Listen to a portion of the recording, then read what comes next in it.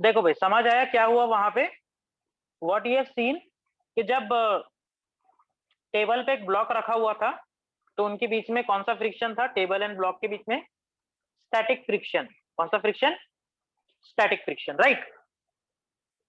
फिर हमने क्या किया, धीरे से वेट बढ़ाया, पुली के पास करते हुआ वेट बढ़ाया, फ्रिक्शन भी बड़ा होगा। जस्ट लाइक मैंने अलमीरा खींचा 10 न्यूटन को, अपोज हुआ 10 न्यूटन, ब्लॉक नहीं हिला। मैंने 20 न्यूटन किया, वेट बढ़ा दिया हमने, फिर भी ब्लॉक नहीं हिला, स्टैटिक फ्रिक्शन। फिर एक लिमिट आई, जिसको हम लिमिटिंग फ्रिक्शन बोलते हैं। उसके बाद में क्या हुआ, ब्लॉक स्लाइड होना शुरू हो गया, right. So that is the difference between कौन सा फ्रिक्शन था भाई बोलो? कौन सा? Static and kinetic friction, right. एक और वीडियो है मेरे पास जिसमें हम एंगल ऑफ फ्रिक्शन को समझ सकते हैं। एंगल ऑफ क्या,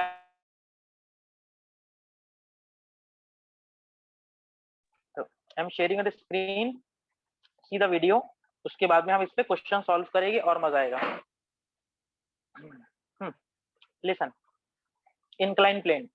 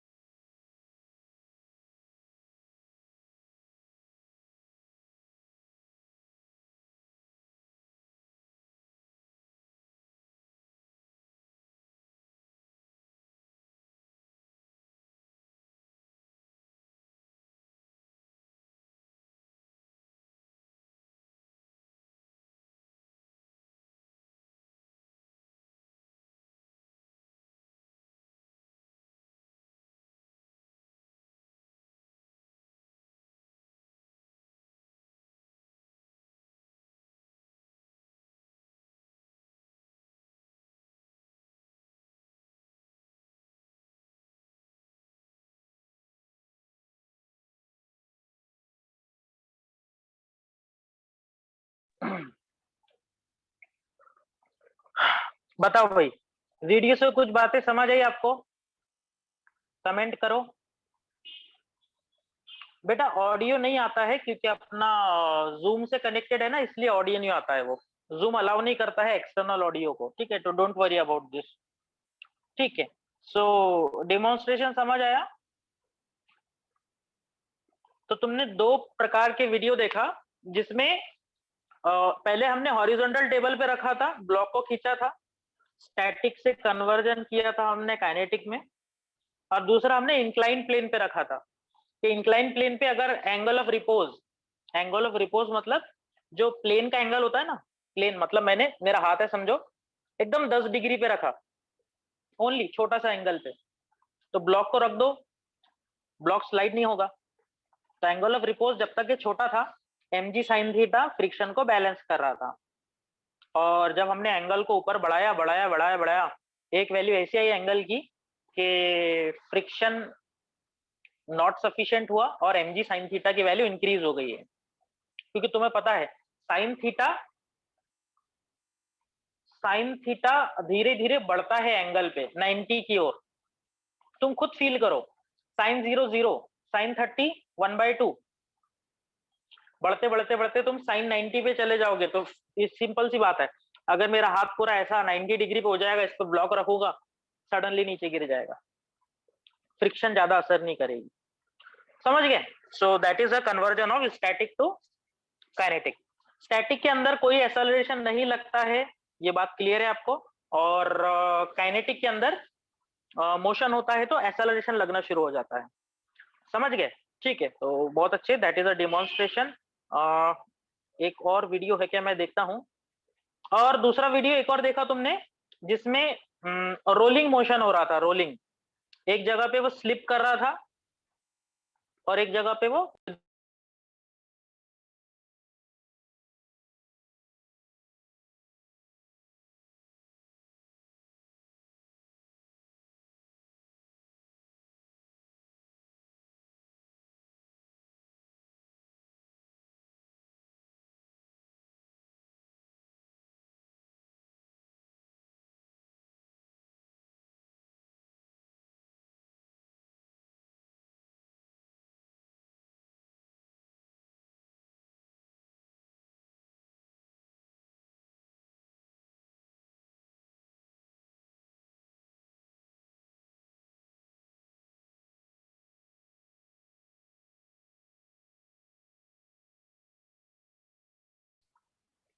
ठीक है, so I am sharing the screen, just focus it, then we'll solve the some problems.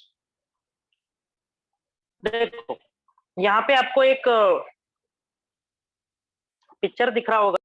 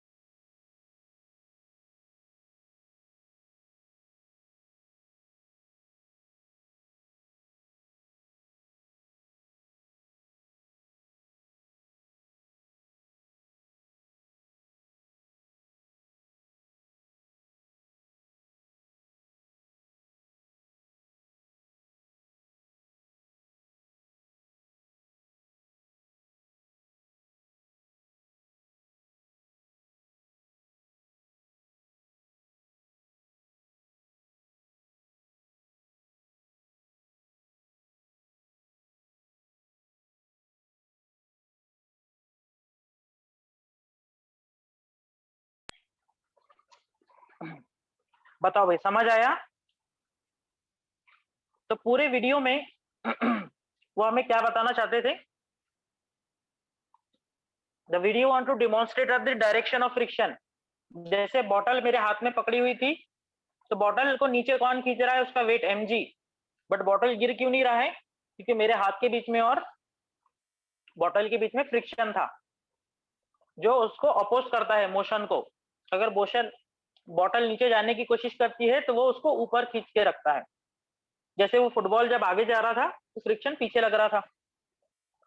Clear हो गया आइडिया? तो ये कुछ हमारे पास में डिमॉन्स्ट्रेशन थे। चलो फिर हमारे मेन वर्क पे आते हैं हम। ठीक है, तो हम क्वेश्चन सॉल्व कर रहे थे।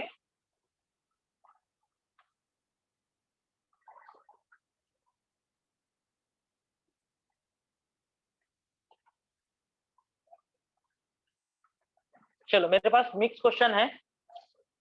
मिक्स क्वेश्चन से फायदा ये होगा कि हमें थोड़ा ज्यादा दिमाग लगाना पड़ेगा कि स्टैटिक टाइप का फ्रिक्शन है या काइनेटिक टाइप का फ्रिक्शन है। ठीक है, तो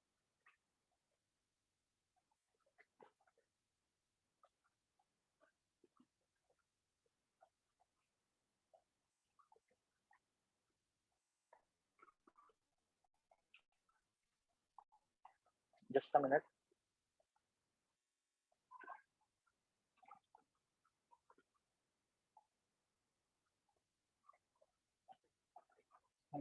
ये नहीं है।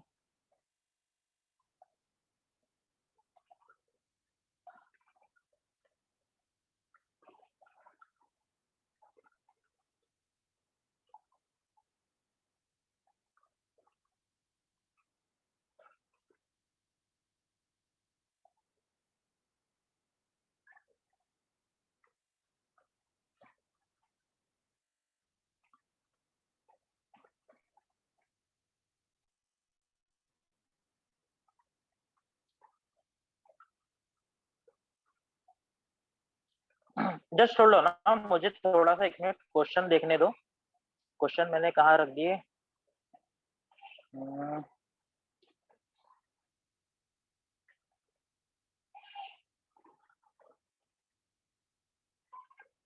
हाँ, ये रहे।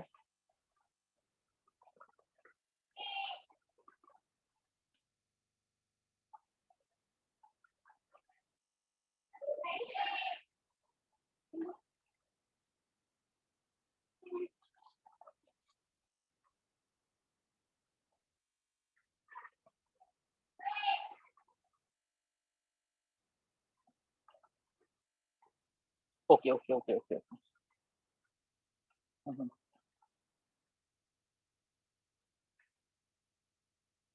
चलो, मिल गया मुझे question. So I am sharing the screen.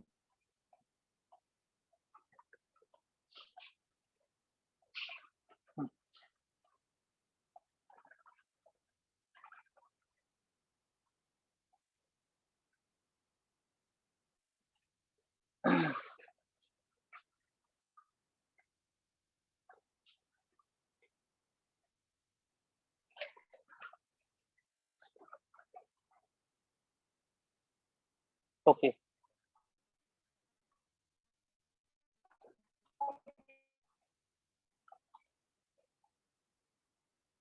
चलो भाई, जैसे कि मेरे पास में ये क्वेश्चन है।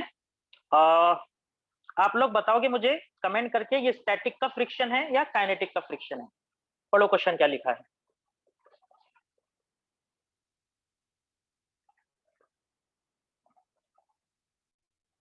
क्या बोला है? Car moving in straight road with speed v0।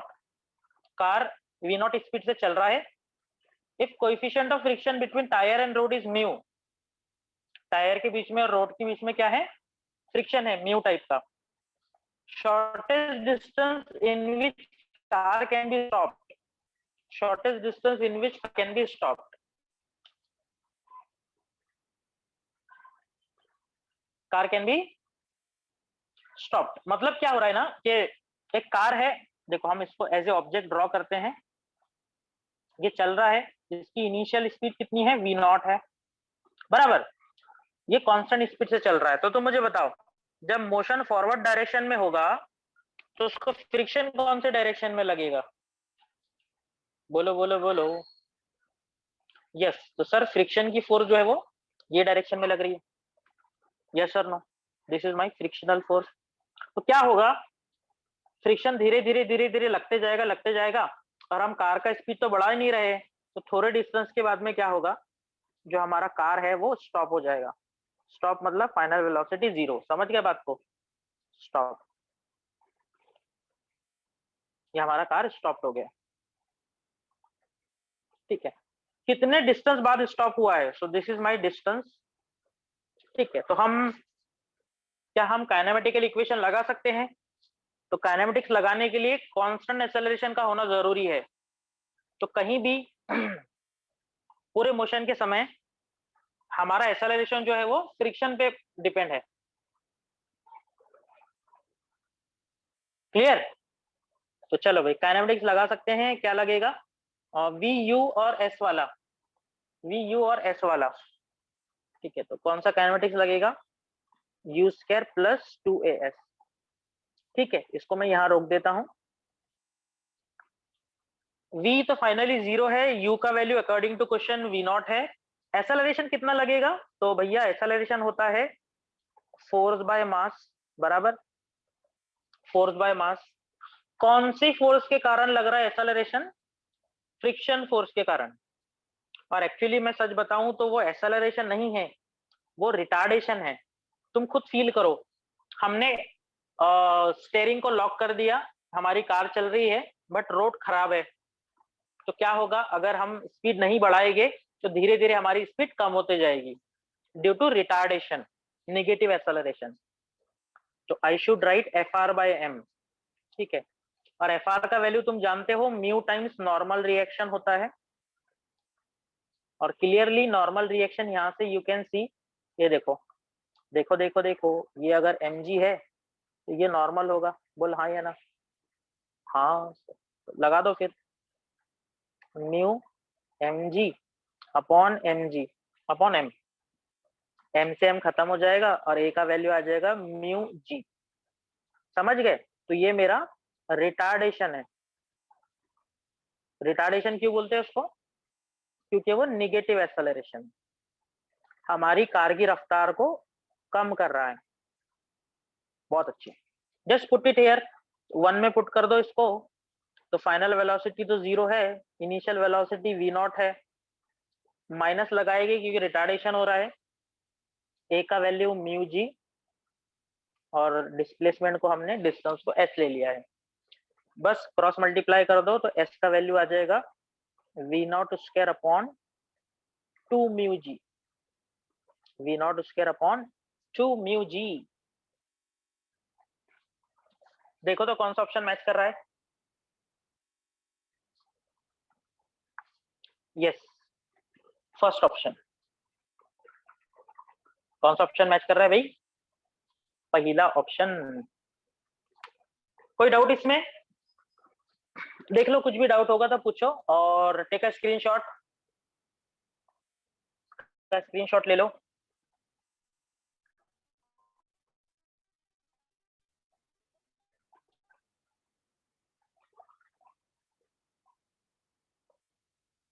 ले लो भैया जी स्क्रीनशॉट। चलो ले लिया। कोई भी प्रकार का डाउट? ठीक है, मैं एक बार कमेंट पढ़ लेता हूँ।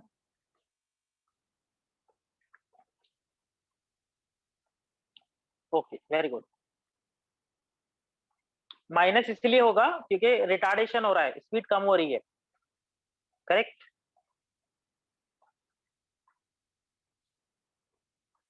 फॉरवर्ड डायरेक्शन में कोई एक्सेलरेशन नहीं था क्योंकि हमने एक्सेलेटर पे पैर ही नहीं दिया है कार में। ठीक है, चलो चेंज करें क्वेश्चन को। ओके सर, अगला सवाल।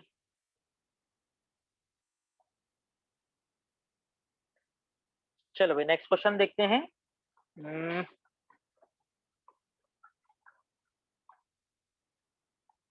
चलो ये वाला देख लेंगे। ये क्वेश्चन है मेरे पास में, पढ़ो क्या लिखा है। Block of 5 kg is on rough horizontal surface. तो मैं पहले 5 kg का ब्लॉक बना लेता हूं, ठीक है। हॉरिजॉन्टल सरफेस, रफ मतलब उसपे म्यू रहेगा। Now 24 newton is imparted to it. अब इसको 24 न्यूटन का फोर्स देना है, दे देंगे भाई। If coefficient of friction is 0.4, इनके बीच में फ्रिक्शन कितना है? 0.4 कोएफिशिएंट का। जी का वैल्यू 9.8 लेना है, ठीक है भैया, thank you. Acceleration of the block पता करना है, एक्सेलरेशन ऑफ द ब्लॉक पता करना है, ए का वैल्यू पता करना है। तो तुम मुझे बताओ बच्चों, अगर 24 न्यूटन हम उसको राइट डायरेक्शन में लगा रहे हैं, तो इसको फ्रिक्शन कौन से डायरेक्शन में लग रहा है? बिल्कुल करेक्ट सर, इसको फ्रिक्शन लेफ्ट डायरेक्शन में लग रहा होगा, करेक्ट। कितना लग रहा होगा सर? म्यू टाइम्स नॉर्मल, तो नॉर्मल भी ड्रॉ कर देंगे, कोई बात नहीं। ये अगर 5G है तो ये मेरा नॉर्मल होगा, हाँ या ना? हाँ या ना? बहुत अच्छे। तो एक्सेलरेशन मतलब ये कौन सा फ्रिक्शन है? काइनेटिक फ्रिक्शन चल रहा है। जब भी शब्द एक्सेलरेशन आ जाए तो समझ जाना काइनेटिक फ्रिक्शन है। जो कौन सा फोर्स बड़ा है? तो सभी को दिखाई दे रहा है भैया, 24 न्यूटन की ओर ब्लॉक चल रहा है तो वो बड़ा है। एफ की फोर्स छोटी है, is equal to mass into acceleration 5a। बड़ा फोर्स माइनस छोटा force is equal to ma। Clear? तो नेक्स्ट स्टेप में 24 माइनस एफ का वैल्यू होता है म्यू टाइम्स नॉर्मल, और नॉर्मल का वैल्यू दिखाई दे रहा है आपको 5G है, दिख रहा है ना? 5G is equal to 5a। अब यार इसको सॉल्व कर लो। ये 0.45G का वैल्यू 9.8 इक्वल टू 5a। करो तो भाई a का आंसर कितना आता है? Tell me how much is the value of a? 24 minus 5 को इससे मल्टीप्लाई किया तो ये 2 हो जाएगा, ये हो जाएगा 19.6 5a। 5 पॉइंट देखो तो भाई, 4.4 डिवाइडेड बाय 5, आई थिंक 0.88 आ रहा है। देखो मैंने कहीं मिस्टेक तो नहीं की? देखो देखो देखो,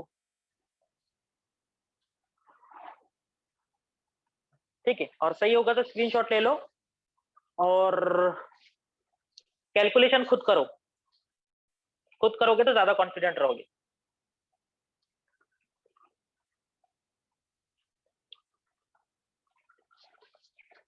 क्लियर है भैया?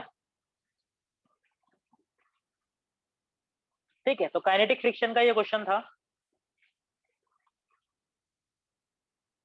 चलो करो चेंज। अच्छा, इस क्वेश्चन को अगर मैं थोड़ा सा और एडवांस लेवल पे लेके जाऊं तो हो सकता है तुम्हें 2 फ्रिक्शन दिए जाए। मतलब बोलेगा भाई स्टैटिक का फ्रिक्शन 0.2 है या 0.5 है और काइनेटिक का फ्रिक्शन 0.4 है, तो कौन सा फ्रिक्शन यूज करोगे? जो काइनेटिक का रहेगा। काइनेटिक का फ्रिक्शन कम होता है, उसका कोएफिशिएंट कम होता है, ठीक। और स्टैटिक का ज्यादा होता है रेस्ट में, ठीक है। फिलहाल ऐसा तो कुछ है नहीं कंफ्यूजन, तो कोई प्रॉब्लम नहीं। चलो आगे बढ़ा जाए। चलो भाई नेक्स्ट क्वेश्चन लेंगे।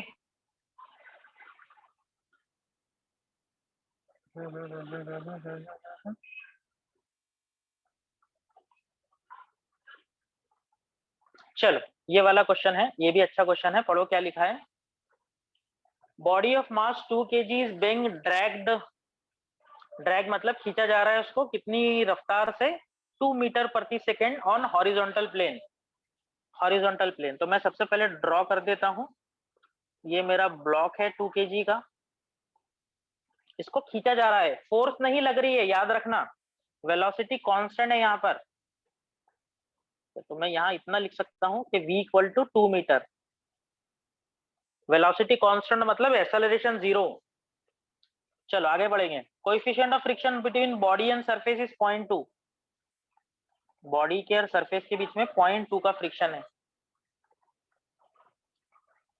Amount of heat generated in 5 second. Oh my God, अचानक अच्छा फ्रिक्शन चल रहा था तो हीट कहां से आ गया? भाई आप खुद सोचो, जब हमारी कार चलती है रोड पे तो कहीं ना कहीं रोड के बीच में और टायर के बीच में हीट प्रोड्यूस होती है ना, हीट। तो what is the reason behind this heat? That is nothing but a friction. जितना रोड खराब होगा उतना ज्यादा हीट जनरेट करती है कार, उसका जो टायर होता है, right. That is the reason वो ब्लैक होते हैं ना, एब्जॉर्प्शन के लिए। ठीक। सो मुझे बताओ, अगर हमारा कार या ब्लॉक राइट साइड में चल रहा है तो फ्रिक्शन की फोर्स कहाँ चल रही होगी? तो सबके समझ आ गया है, फ्रिक्शन की फोर्स यहाँ चल रही होगी सर। हाँ correct.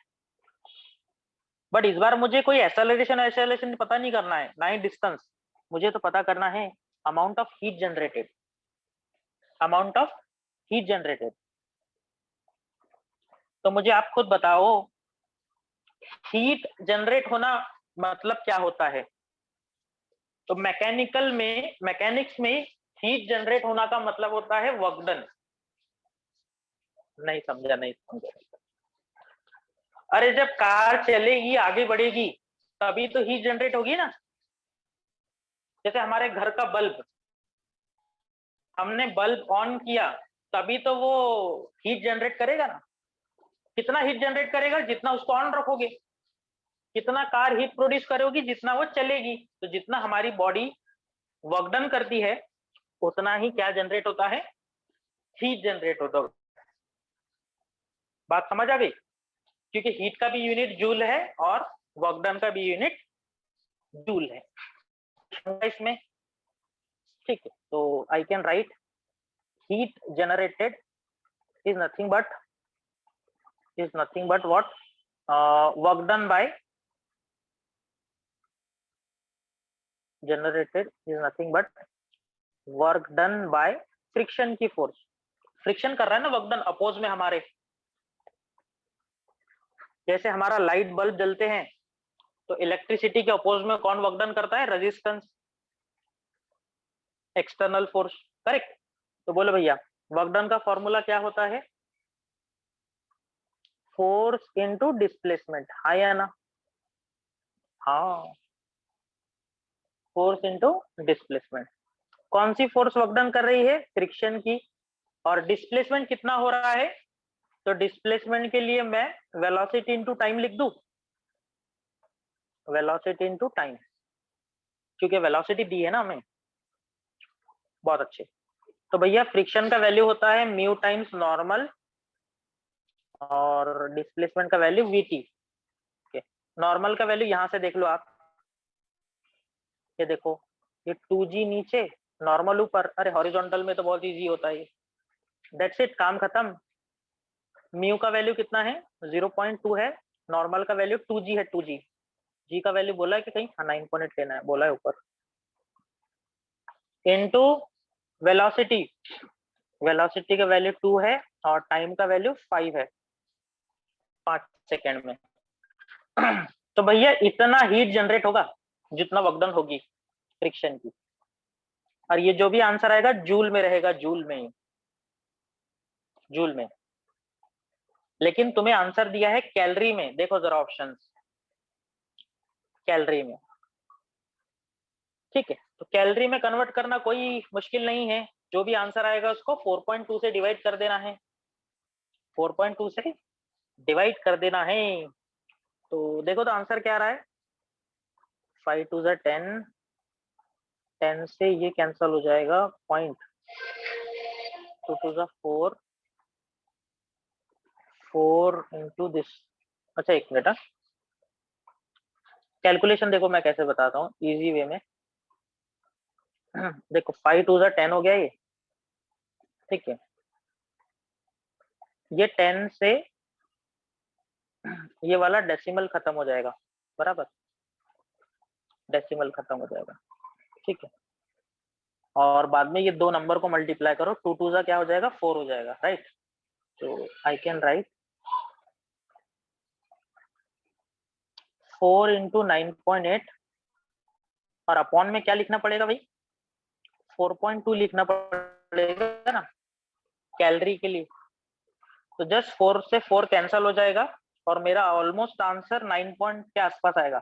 So I think A should be the answer if I am not wrong, if I'm not wrong, if I'm not wrong।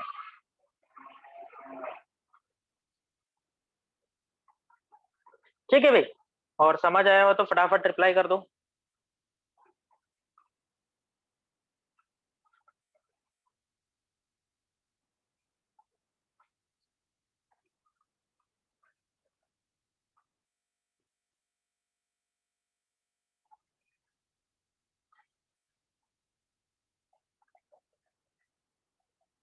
Reply fast.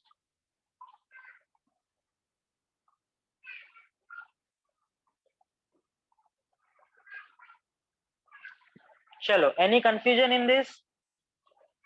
सो जो भी चीज हमारे अपोज में वर्क डन करती है वो हमेशा क्या जनरेट करती है प्यारे बच्चों? हीट जनरेट करती है, हीट।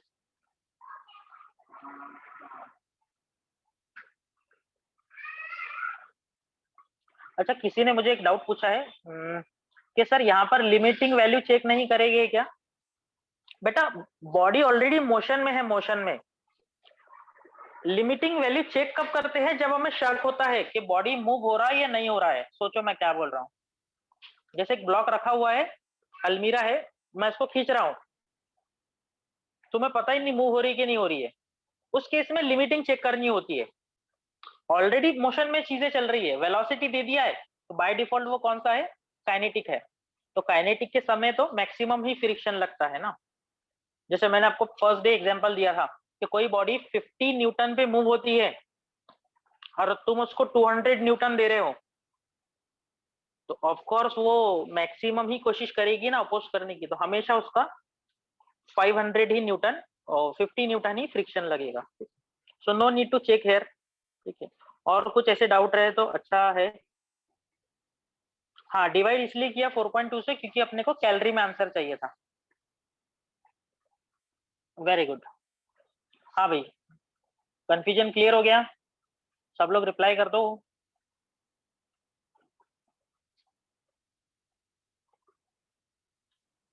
Very good. चलो एक आधा क्वेश्चन और लेते हैं और फिर स्टॉप करेंगे बाद में। सो कहाँ है? यह रहा। एक आधा क्वेश्चन और ले लेंगे। कल मैं इंक्लाइन प्लेन के क्वेश्चन करवाता हूँ।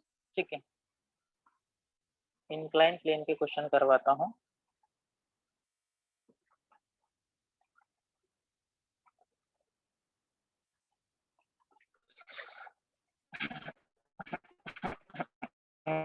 एंगल कल ले गए इंक्लाइन। हाँ, ये वाला सवाल ले लेंगे। इंटरेस्टिंग क्वेश्चन है, बहुत ही इजी क्वेश्चन और बहुत ही इंटरेस्टिंग, बहुत ही मजेदार। क्यों इंटरेस्टिंग अभी समझ आएगा तुमको। देखो, 2 kg का ब्लॉक है, हॉरिजॉन्टल फ्लोर पे रखा है उसको, फ्रिक्शन की वैल्यू 0.4 है, 2.5 न्यूटन का फोर्स लगा रहा है इधर। देखो देखो, दिखाई दे रहा है क्या तुमको? राइट साइड में 2.5 न्यूटन का फोर्स लग रहा है। तो बोलो भैया, जब तुम उसको इधर ढकेलने की कोशिश करोगे तो फ्रिक्शन तुम्हें कहाँ लगेगा? तो सर फ्रिक्शन हमें अपोज करेगा, हाँ या ना? कितना अपोज करेगा? एफ आर की वैल्यू होती है सर, जानते हैं हम, mu times normal. Mu times normal, तो नॉर्मल ही है। इसका वेट अगर 2 है तो ये हो जाएगा 2g, ऊपर आएगा नॉर्मल, बराबर। तो just put it here, mu times normal का वैल्यू 2g। म्यू का वैल्यू क्वेश्चन में दिया है 0.4 इंटू 2, और जी का वैल्यू बोला नहीं है तो 10 ले लेता हूं मैं, बुरा मत मानना। ठीक है, तो माई आंसर विल बी, अच्छा जी का वैल्यू शायद 9.8 लेना है क्योंकि ऑप्शन बता रहे थे 9.8। ठीक है, तो इसको मल्टीप्लाई करो तो आंसर आएगा 7.84, बराबर। अब आप मुझे बताओ कॉन्सेप्ट अगर तुम्हें आता है तो मुझे बताओ कौन सा ऑप्शन करेक्ट है। ब्लाइंडली आंसर नहीं देना है, सोच समझ के आंसर देना है।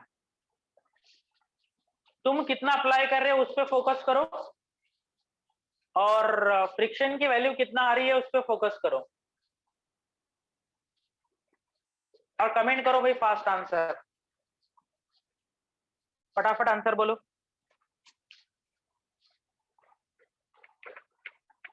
आंसर ए रहेगा या सी रहेगा? चलो मैंने और 50-50 लाइफलाइन दे दी तुमको।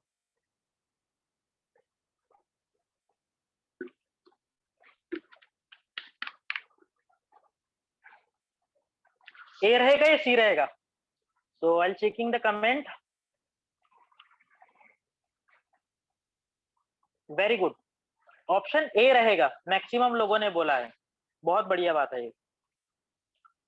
What is the reason option should